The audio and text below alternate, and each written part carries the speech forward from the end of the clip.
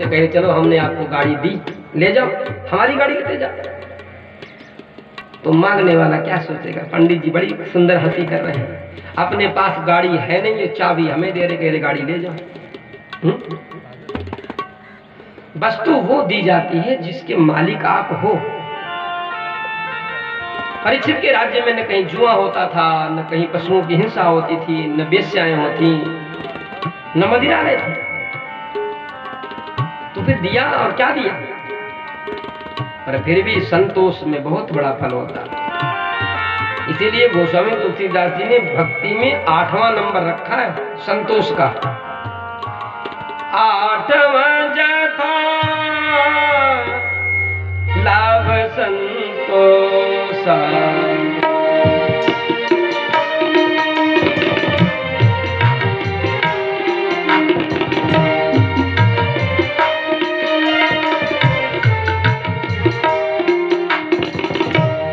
एक दोहा है मानस में, उस दोहे में नरक की रास्ता बताई गई। काम क्रोध अरु लोभ पुनि नाथ नरक के पंथ। समझ रहे ना? अब इस दोहे के अर्थ को समझ लो। 8वां जथा लाभ संतोषा, 8वां जथा लाभ संतोषा।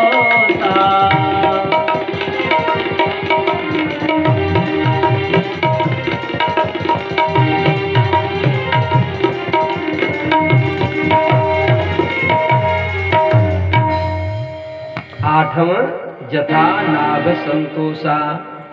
और वहां कहते हैं काम क्रोध अरु लोभ पुनि।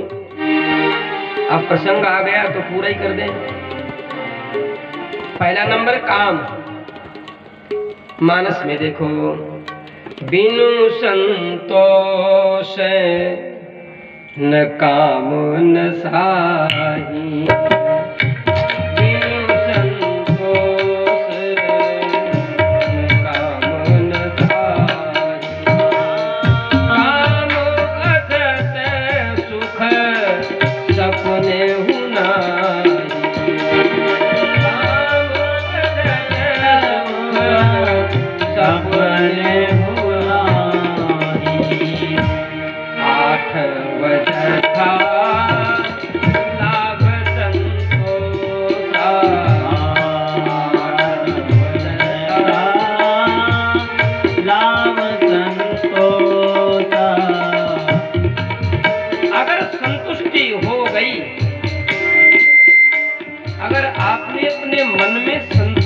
जगह दे दी, संतोष में जीने लगे।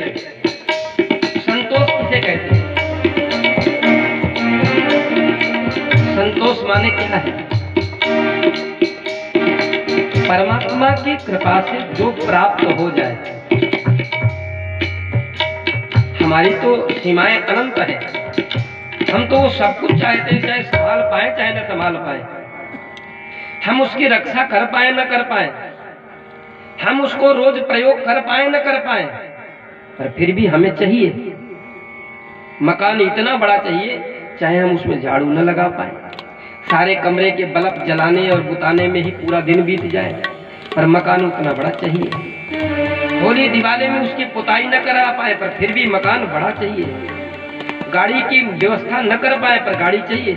ये अनंत आकांक्षाएं, अभिलाषाएं। पर परमात्मा की कृपा से जो प्राप्त हो जाए उसी को पर्याप्त मान लेना, इसी का नाम संतोष है। और ये संतोष है क्या? 8वां जथा लाभ संतोषा, सपने हो नहीं देखे पर दोषा। ये 8वां संतुष्ट रहना, ये भगवान की भक्ति है। परमात्मा के द्वारा जो प्राप्त हो उसको प्राप्त को ही पर्याप्त मान लेना, ये संतोष है। और संतोष है क्या? ये भगवान की भक्ति है। बिनु संतोष न काम न साई। काम क्या है? काम क्रोध अरु लोभ पुनि नाथ नरक के पंथ।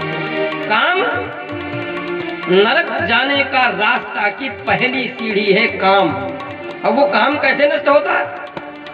बिन संतोष। यदि परमात्मा की कृपा से हमें जितना काम प्राप्त हुआ उतने में अगर हम संतुष्ट हैं तो हमें संतोष है, और उसी संतोष से हम काम को जीत लेते हैं। नंबर 2, क्रोध। बालकांड में परशुराम लक्ष्मण संवाद में एक चौपाई गोस्वामी तुलसीदास जी ने लिखी, नहीं संतोष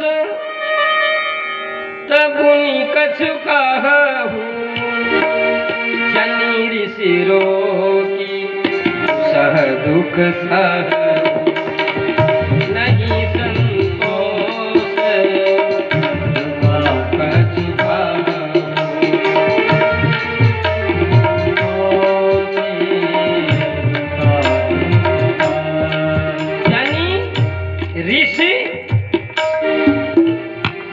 यानी ऋषि रोक, यानी क्रोध को रोक करके दूसरा दुख मत सहो, जो कहना हो कह डालो। ये क्या है? क्रोध है। और ये कैसे जाएगा? नहीं संतोष तो मुन कछु कहा। संतुष्टि अगर हो गई तो क्रोध को भी आप जीत लोगे। अच्छा, काम को भी जीत लिया, क्रोध को भी जीत लिया,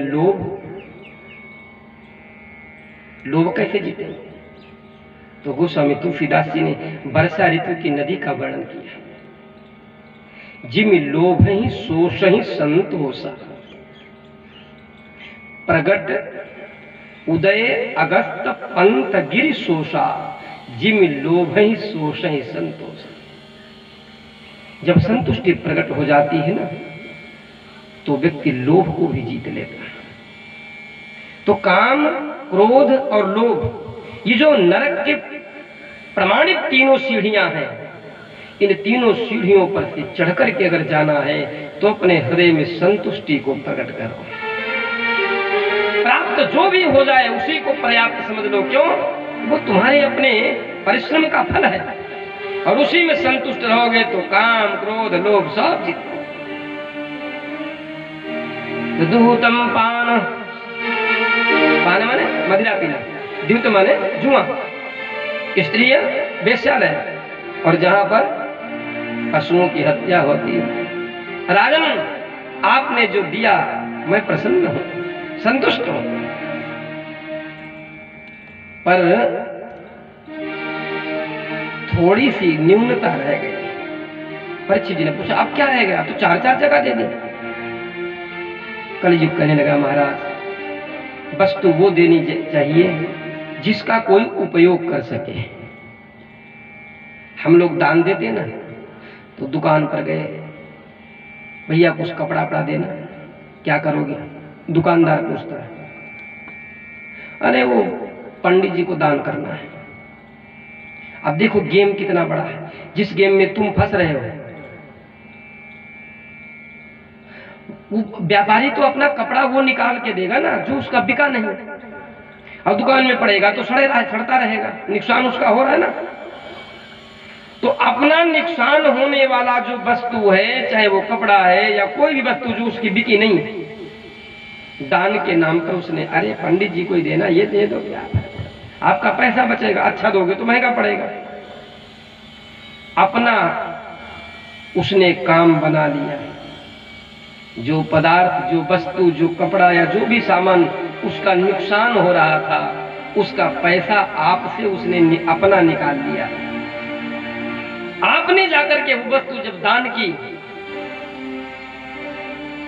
तो पंडित जी के पास गई या मंदिर में गई, जहां भी गई, जैसे आरती में लोग पैसा चढ़ा देते हैं, वो छोटा वाला सिक्का चलता नहीं, कहीं भी नहीं चलता, और फिर भी आरती में चढ़ा, मंदिर में चढ़ा दिए, भगवान के दान पात्र की पेटी में डाल दिए। अब विचार करो उस पैसे का क्या होगा? क्या मंदिर का पुजारी करेगा? क्या पंडित करेगा? दामाद को कोई नहीं देता। अपने दामाद को 101 रुपया अगर देना होगा ना तो वो सिक्का नहीं कोई देगा। वो जानता है कि दामाद खरी खोटी भी सुना देगा। पर